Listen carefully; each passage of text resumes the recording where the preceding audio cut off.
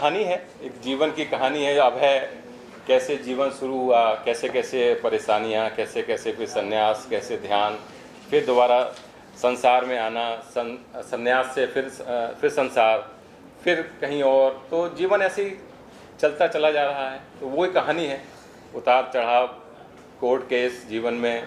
तो यही एक कहानी है जो मुझे सच्चाई है, जो मैंने लिख दी है। बस वो पन्नों पे लिख दी गई है। अब उसको आप लोग पढ़ें, कहीं ना कहीं लोग उससे जुड़ेंगे। कुछ लोगों को अपनी कहानी सी भी लगेगी, कुछ को लगेगा कि ड्रामा है, या किसी को कुछ जैसा भी लगे। तो बस मैंने उसको पन्नों पे लिख दिया है। सर ये कहानी सच घटना पे आधारित है या आपके ऊपर है या किसी नहीं, सच्ची घटना है। और समाज के ऊपर भी है, समाज में हो क्या रहा है, जीवन लोग कैसे जी रहे हैं, घुट के जी रहे हैं, हमने थोड़ा खुल के जिया। तो ये इस तरह की कहानी है। कितना समय लगा भाई लिखने में?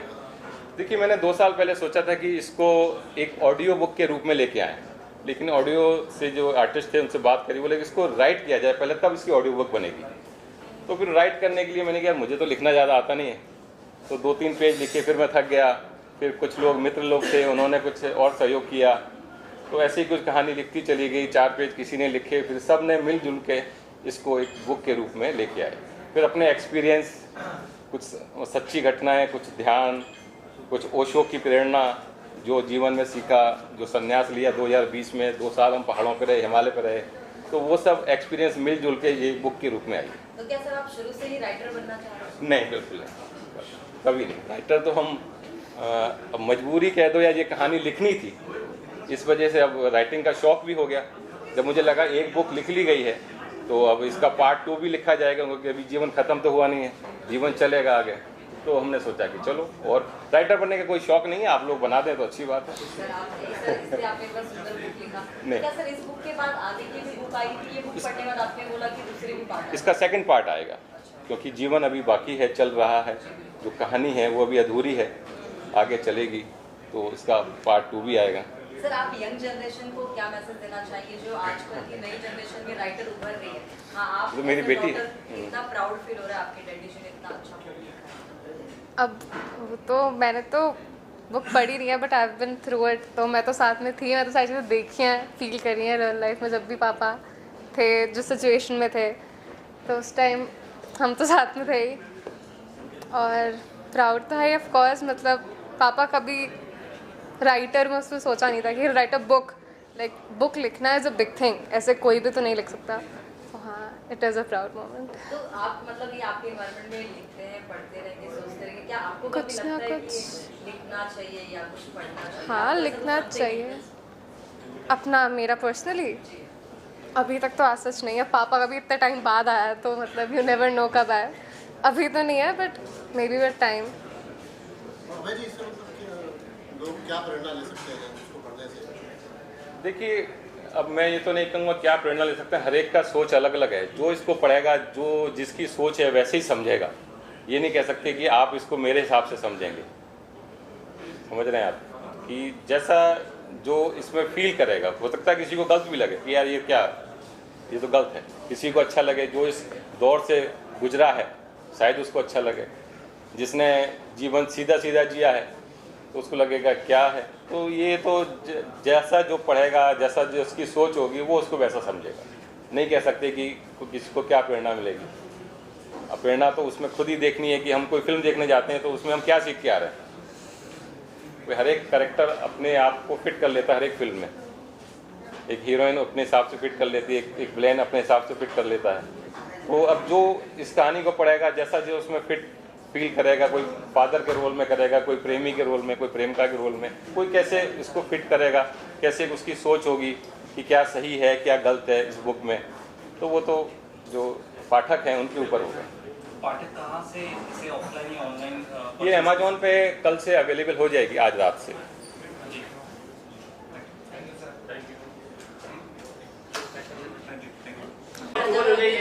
Thank you very much. आज इस शुभ अवसर पे किस तरीके से आप अभय सर को शुभकामनाएं देंगे और क्या कहना? एक्चुअली हमसे ज़्यादा चर्चा आप लोगों की मैं अभय आनंद जी का बहुत मतलब उनको अभिनंदन करता हूँ कि उन्होंने अपने पर्सनल एक्सपीरियंसेस पे ये किताब लिखी है। एंड आई एम श्योर बहुत अच्छी लिखी होगी। और मैं ये किताब पढ़ूँगा एंड आई कॉन्ग्रेचुलेट हिम कि इस तरह से हर इंसान को अपने पर्सनल एक्सपीरियंसेस शेयर करना चाहिए सबके साथ।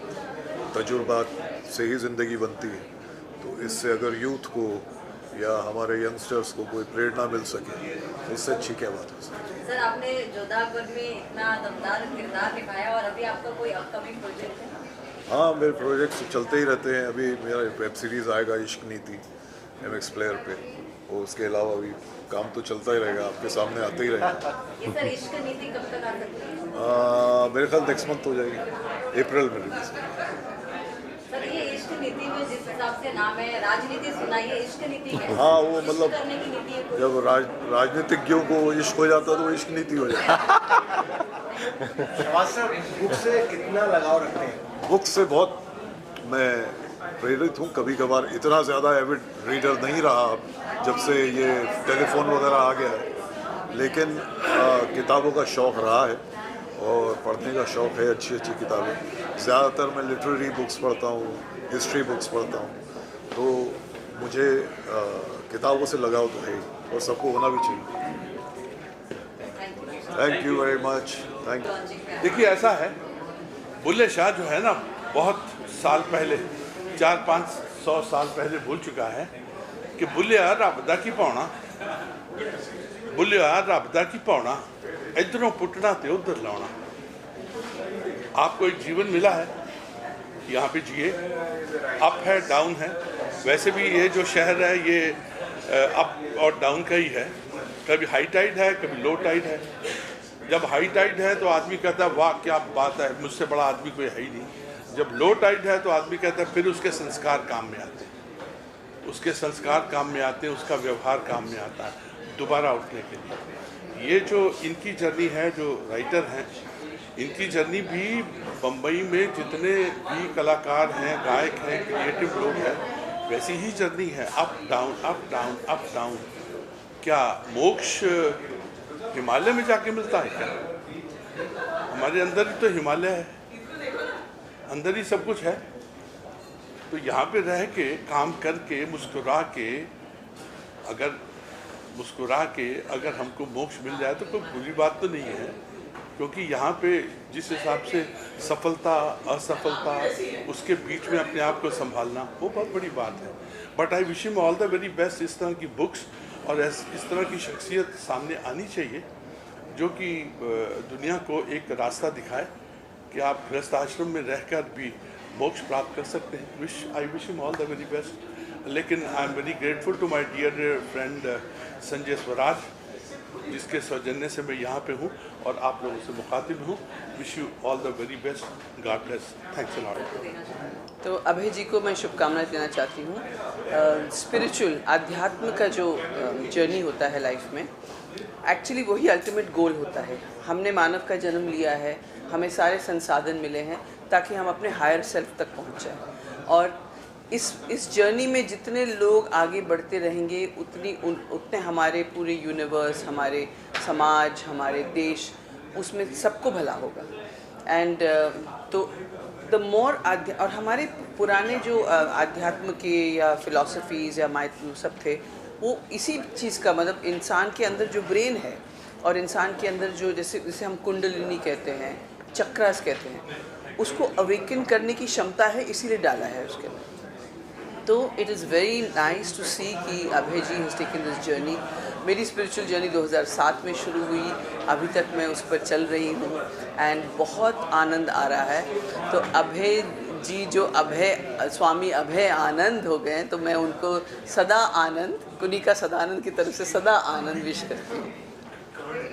क्या बात कही आपने। बहुत सारी शुभकामनाएं। आज के दिन में हिंदी पुस्तक लिखना और उसे इतने अच्छे से लॉन्च करना, ये बहुत बड़ी बात है, क्योंकि सैडली बहुत ही दुखद है कि हम हिंदुस्तानियों पे आजकल अंग्रेज़ी का इतना ज़्यादा चढ़ गया है कि हिंदी पढ़ना, लिखना, बोलना ये सब थोड़ा कम हो गया। बट होपफुली कि ऐसे और किताबें लॉन्च हों और इन्हें पढ़ने के लिए लोग और उन्हें पढ़ें और सक्सेसफुल बनें। जी, किताबें पहले बहुत पढ़ा करती थी, आजकल OTT ने हमारा दिमाग ख़राब कर दिया है, ये सत्य बात है। पर फिर भी कोशिश यही रहती है कि जब भी हो सके तो कुछ अच्छे लेखकों की किताब हम पढ़ें। हिंदी ऑनेस्टली बहुत कम पढ़ा जाता है, क्योंकि हिंदी की किताब वो 12वीं में जो लास्ट पढ़ी थी, उसके बाद वही अंग्रेज़ी ने टेक ओवर कर लिया है। बट कोशिश हम ज़रूर करेंगे कि हिंदी फिर से पढ़ें। Thank you so much.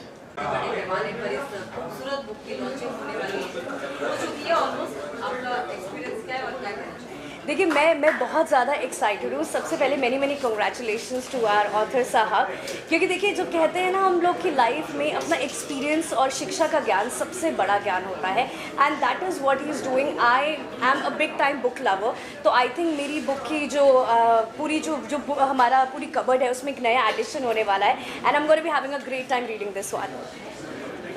हाँ, मैंने भी 3 ही पन्ने पढ़े हैं तो जो मुझे फॉरवर्ड किए गए थे। आई फाउंड इट इंटरेस्टिंग, अच्छी बुक है। बट मुझे पहले तो मैंने जब टाइटल देखा ना, तो मेरे हस्बैंड का नाम है आदर्श, वो अपने आप को स्वामी आदर्शानंद बोलते हैं, क्योंकि वो भी आध्यात्म की तरफ चले गए तो जब टाइटल पढ़ा तो मुझे उन्हीं को, मैंने कहा अरे ये तो आप ही से रिजेंबल करता है। तो एक क्वेश्चन मेरे मन में बार बार आ रहा था कि संन्यास के बाद उन्होंने प्रेम लिखा है, जो टाइटल पे ही लिखा हुआ है, संसार, संन्यास और प्रेम। तो प्रेम संन्यास के बाद आता है क्या लाइफ में? मुझे ये पूछना था उनसे। अदरवाइज बुक अच्छी है।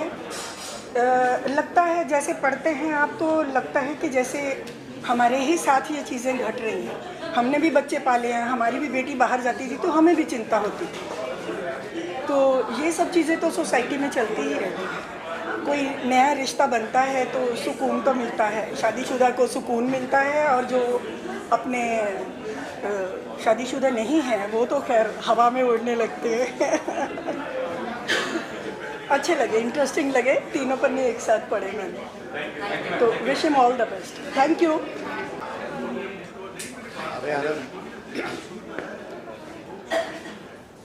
स्वामी से संन्यास तक की बात करते हैं।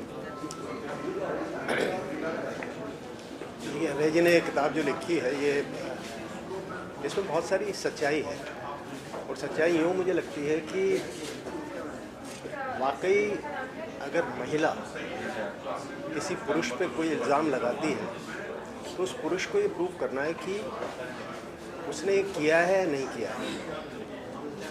मैं इस पर कभी बिलीव नहीं करता था, मैं सोचता था शायद महिला ही ठीक है, लेकिन मेरे एक बहुत नज़दीक के दोस्त हैं, उनके ऊपर किसी ने ये मतलब बिना किसी रीज़न के रेप का इल्ज़ाम लगाया। वो 1 रात जेल में रहे, और जबकि मैं जानता हूँ कि उन्होंने ऐसा कुछ भी नहीं किया, और आज भी वो मतलब उससे पीड़ित है। पिछले 3 साल से वो उसको झेल रहे हैं, और मुझे नहीं लगता जब तक वो ईश्वर को प्यारे होंगे तब तक वो उससे निपट पाएंगे। तो ये बड़ा मुश्किल होता है। और किसी के ऊपर भी कोई भी इल्ज़ाम, इंसान को, आदमी भी अगर औरत पे इल्ज़ाम लगाता है तो उसके पहले मुझे लगता है कि उसको थोड़ा विचार करना चाहिए, देखना चाहिए क्या वो सही है। अपना जो सेल्फ कॉन्शियस है उसको देख करके किसी पे ये करना चाहिए। आपको पता नहीं होता है, कोई इंसान मर भी जाता है, और मुझे लगता है कि जो मेरे दोस्त हैं वो शायद उसके साथ मर जाएंगे, और उनका लगाया हुआ इल्ज़ाम वो वैसा का वैसा रहेगा, क्योंकि कोर्ट को उसको प्रूव करना, पिछले 5 साल से वो लड़ रहे हैं, अभी तक कुछ नहीं हुआ, और मुझे नहीं लगता जब तक वो ज़िंदा है कुछ होने वाला है। तो मैं अभय जी से यही कहना चाहता हूँ कि अपने आप को देखें, जिसने लगाया है वो अपना कर्म भुगत रही होकर यही मिलता है। भगवान यहीं आपको आपके किए की सज़ा देता है। आपने जो लिखी है किताब, उसके लिए मैं आपको मुबारकबाद देता हूँ, और आप इसको छोड़िए मत, आप इसकी सीरीज़ निकालिए। इस तरह से हम बहुत सारे लोगों तक पहुँचने की कोशिश करते हैं, और इसमें कोई ना कोई एक हल भी निकलता है, मुझे ऐसा लगता है। मैं अपनी शुभकामनाएं इनको देता हूँ, और उनसे कहूँगा कि उसके बाद इसकी सीरीज़ आप लिखें, और बुक बहुत अच्छी होगी डेफिनेटली। हम इस मीडिया के हैं, हम इसको स्प्रेड अप करेंगे, और हम चाहेंगे कोई ऐसे उस पर कोई वेब सीरीज़ बनाए तब ये मसला बहुत लोगों तक पहुँचेगा। Thank you. नमस्कार। आज ये बहुत ही खूबसूरत दिन है, खूबसूरत मौका है। अभय से अभयानंद, स्वामी अभयानंद तक इस पुस्तक का आज विमोचन हो रहा है। मैंने कुछ एक्सपर्ट्स इसमें से देखे हैं, एक्सर्ट पढ़े हैं थोड़े से। मुझे लगता है कि ये पुस्तक बहुत खूबसूरत है, बहुत ही अच्छी है। इसमें मतलब आज का ज़माना, आज के दिन में हमें कैसे जीना चाहिए और कैसे पास्ट को जोड़ना चाहिए और कैसे फ्यूचर तक पहुंचना चाहिए, इस सब के बारे में मैंने उसमें देखा है और बहुत ही खूबसूरत मौका है। संजय श्रीवास्तव, संजय स्वराज मेरे जूनियर हैं नेशनल स्कूल ऑफ ड्रामा से, और हम NSD में साथ थे। उनके इनविटेशन से मैं आज यहाँ पे हूँ। मेरा नाम अशोक बाटिया है, मैं भी नेशनल स्कूल ऑफ ड्रामा से ग्रेजुएट हूँ, और आपने मुझे कई जगह देखा होगा, कई फिल्मों में, कई टेलीविज़न। इन दिनों थिएटर कर रहा हूँ ज़्यादातर।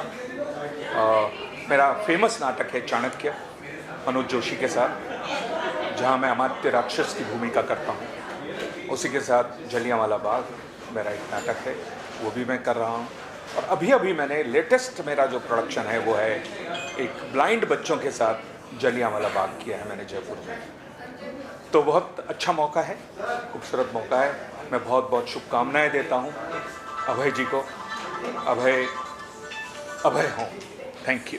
सबसे पहले तो मैं सर को कॉन्ग्रेचुलेट करना चाहूँगा किताब लिखने के लिए। मेरे को लगता है किताब लिखना ही एक बहुत बड़ी चीज़ होती है। एंड मेरे ख्याल से लोग अपने एक्सपीरियंस से जो भी लाइफ में होता है उसके बेसिस पे लिखते हैं। एंड जो मैंने 3 पन्ने पढ़े हैं, मेरे को काफ़ी इंट्रीग किया है कि अच्छा आगे और पीछे क्या है। तो आई एम वेरी एक्साइटेड कि जैसे अभी लॉन्च ख़त्म होगा, किताब हाथ में आएगी तो श्योर मैं पढ़ना शुरू करूँगा। 3 पन्ने में आपका अनुभव कैसा रहा और आपने क्या कुछ समझा या क्या चीज़ें जानी? मेरा उन 3 पन्नों में तो मेरे को ऐसे लगा कि जैसे जो अभय का कैरेक्टर है और जो ये जो लड़की है, पता नहीं शायद इनके बीच में हो सकता है कुछ आगे जाके कुछ होगा या नहीं होगा, बट मेरे को लग रहा है कुछ होगा। हाँ, थोड़ा इंटरेस्टिंग लग रहा था कि why Abhay is taking lot of interest in her. अब वो इंटरेस्ट कहाँ तक जाता है वो तो मेरे को लगता है किताब पढ़ के ही पता चलेगा। Thank. Yes, first of all, this is my heartiest congratulations to Mr. Abhay Anand, जिन्होंने इतनी प्यारी किताब लिखी। और पूरी जर्नी है। एक किताब पढ़ने के लिए 2 घंटे लगते हैं, शायद 5 घंटे लगते हैं, लेकिन लिखने के लिए 40 साल लगते हैं। और अगर हम एक किताब किसी की पढ़ लेते हैं तो समझ लो हमने किसी की ज़िंदगी के 40 साल पढ़ लिए। तो मुझे लगता है कि बुक्स की इम्पोर्टेंस बहुत होती है। आप बुक्स के थ्रू अपनी पूरी लाइफ बना सकते हैं। एंड जो गलतियां लोगों ने की हैं उनसे सीख कर वो गलतियां ना करने की बहुत बड़ी एबिलिटी मिलती है बुक्स पढ़ के। सो बहुत खुशी है कि इतनी अच्छी बुक उन्होंने लिखी। मैं तो बहुत एक्साइटेड हूँ कि घर जाके आज सबसे पहले ये बुक ही पढ़ूँगा। And let's see how it goes. Young generation का आप एक हिस्सा हैं और लिखने और पढ़ने में आप कितना रुचि रखते हैं? बहुत, आपको मेरे चेहरे पर दिख रहा है ना। बहुत। लिखने पर तो नहीं, लिखने के लिए तो अभी बहुत सालों का एक्सपीरियंस की ज़रूरत है, बट पढ़ने के लिए मैं बहुत एक्साइटेड हूँ। एंड होपफुली हम आज घर जाके डेफिनेटली आज ही इस बुक को पढ़ेंगे और जितनी जल्दी हो सके उतनी जल्दी इसको कंप्लीट करेंगे। जी, मैं भी अभय आनंद जी को बहुत बहुत मुबारक देना चाहती हूँ। और जो बुक है उनकी अभय से स्वामी अभयानंद तक, उनका टॉपिक ही बहुत इंटरेस्टिंग लग रहा है। वहाँ पे वो लिखा हुआ है उन्होंने संसार, प्यार, बातें ऐसी है जो काफ़ी ज़्यादा ज़रूरी है ज़िंदगी के लिए। So I am really excited to read that book. आज हम लॉन्च पे आए हैं तो definitely looking forward to read that book. आप दोनों एक लाइन में आपकी नज़र से आज कल की यंग जनरेशन को क्या मैसेज देना चाहिए? मैं तो खुद यंग हूँ, टू बी वेरी ऑनेस्ट। मैं अपनी तरफ से अभी मुझे लगता है कोई एडवाइस नहीं दे सकूँगा, दे भी सकूँगा, लेकिन मुझे लगता है कि इंसान के कैरेक्टर में एक इंसान जब बहुत कुछ अचीव कर लेता है ज़िंदगी में, फिर वो कुछ भी बोलता है वो बहुत अच्छा होता है। सो मैं अभी खुद यंग हूँ, तो मैं किसी से बड़ा बनने की मेरी कोई ख्वाहिश नहीं है कि मैं किसी को एडवाइस दूँ, बट मैं ये ज़रूर कह सकता हूँ कि ज़्यादा से ज़्यादा समय पढ़ने पर बिताना चाहिए, और सबसे अच्छी चीज़ वही एडवाइस है। तो जैसे इन्होंने बोला, एक्चुअली हम एडवाइस नहीं दे सकते, अभी हम खुद ही है तो हम एडवाइस लेंगे, दूसरों से लेना हम ज़्यादा पसंद करेंगे।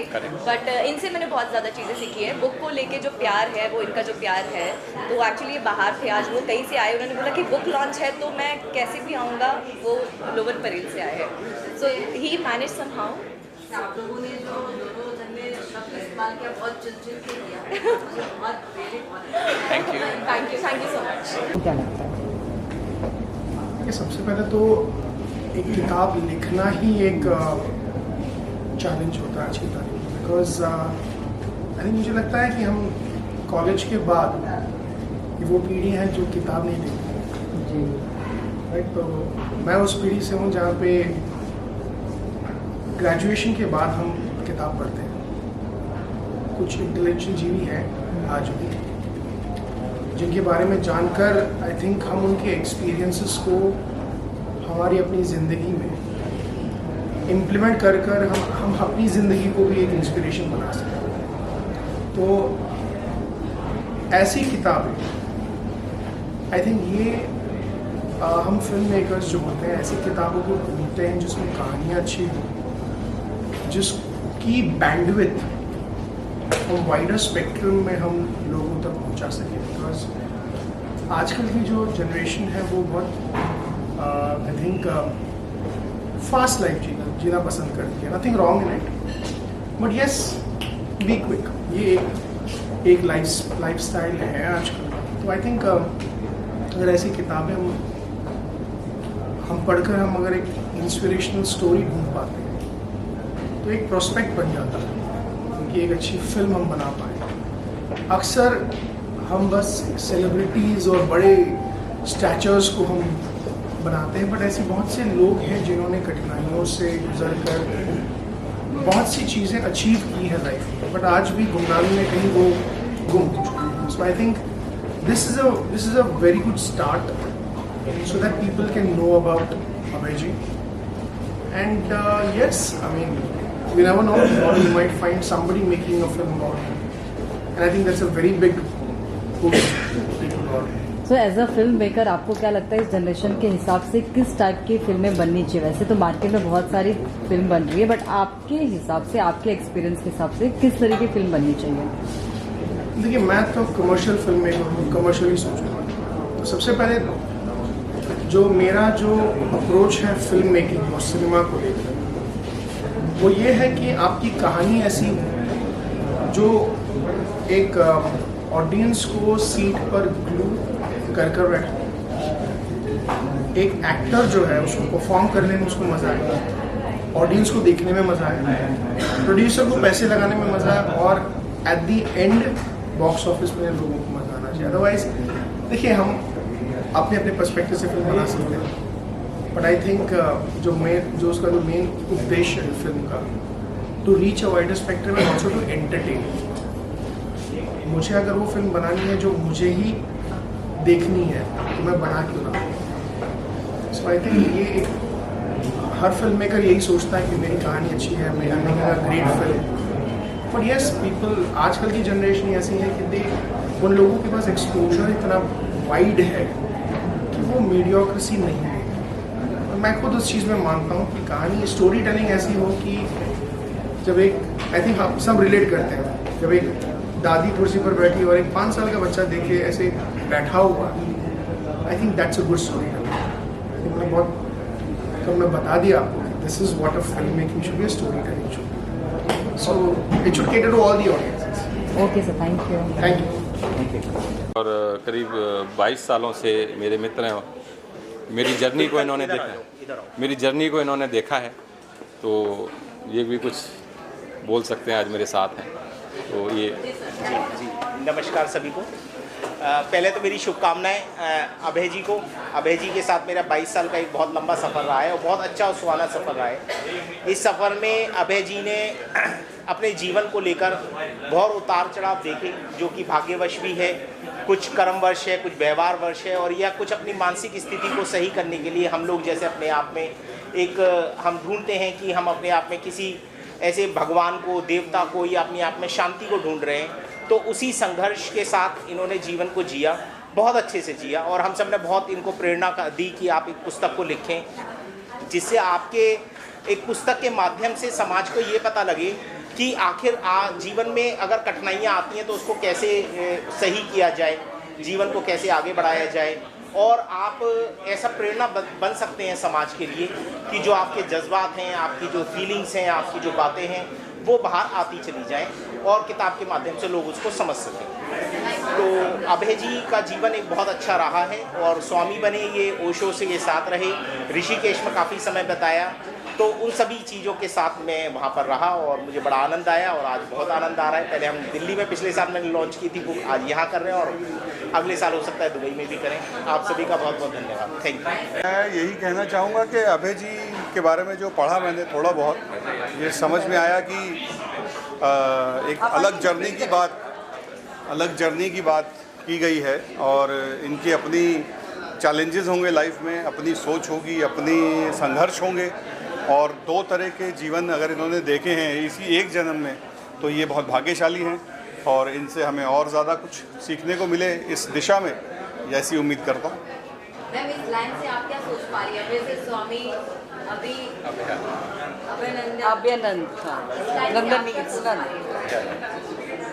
अभी एक्चुअली मैं बुक लॉन्च हुई है, मैं उसको पढ़ूंगी, उसके बाद ही मैं बता पाऊंगी। ये मेरे को फेक बोलना नहीं आता बट आई थिंक इन्होंने बुक बना दी और लॉन्च करे, that is a big thing. बस और क्या बोलना, आई थिंक सब बोल दिया इन्होंने ओके। अभय आनंद जी को बहुत बहुत बधाई ये बुक के लिए, जो ये बुक उन्होंने लिखी है। अभी मेरे हाथ में है, मैं पढ़ूंगा, और मुझे बताया गया था कि बुक बहुत अच्छी है, तो मैं पढ़ के फिर और अच्छा रिव्यू दे पाऊंगा। अभी तो मतलब अच्छी है। मैंने बता दिया है, बुक में एक जर्नी है, एक आदमी है जो सिंपल सा जीवन जी रहा है, फिर उसके जीवन में और कठिनाइयाँ आई और संघर्ष आए, फिर उस संन्यास की तरफ चला गया, फिर उसको एक प्रेम हुआ, प्रेम से भी अलग हुआ वो, फिर वो अध्यात्म की तरफ गया, तो इस तरह से पूरी कहानी है। फिर दोबारा वो सन्यासी जीवन से फिर संसार में आया, लेकिन संसार में उसका फिर मन नहीं लगा, फिर वो अकेला कहीं रह रहा है, ये कहानी है। नहीं, अब ये रियल आत्मकथा तो मैंने नहीं लिखी है, ये क्योंकि 7-8 साल की जो जर्नी है वही लिखी है। आत्मकथा तो पूरी होती है, आत्मकथा नहीं है ये एक कुछ घटनाओं पे आधारित, सच्ची घटनाओं पे आधारित एक कथा है। नहीं, लेकिन इसमें आत्मकथा का अंश तो लग रहा है, अंश लोग आप समझ सकते हैं, एक पार्ट ऑफ आत्मकथा तो लग रहा है। डायरेक्टर, देखिए डायरेक्टर्स तो क्या समझे वो तो देखिए उनकी अपनी सोच है, क्योंकि हमने इस तरह से कभी सोचा नहीं। हमने तो जो सच्चाई थी वो हमने लिख दी, पन्नों को उतार दी, और अभी कहानी और बाकी है, जैसे लास्ट में लिखा हुआ है, कहानी अभी बाकी है। मेरे दोस्त पिक्चर अभी बाकी है, तो नहीं लिखी क्योंकि पिक्चर बनी नहीं है, तो कहानी अभी बाकी है। मैं कहना चाहूँगा कि we need great literature, we are looking for stories, and we need people like him to give us influence about आगे क्या करें, क्योंकि बॉलीवुड फले फूले और लिटरेचर फले फूले। So whatever, I am wishing all the best, and I am very curious to read the book.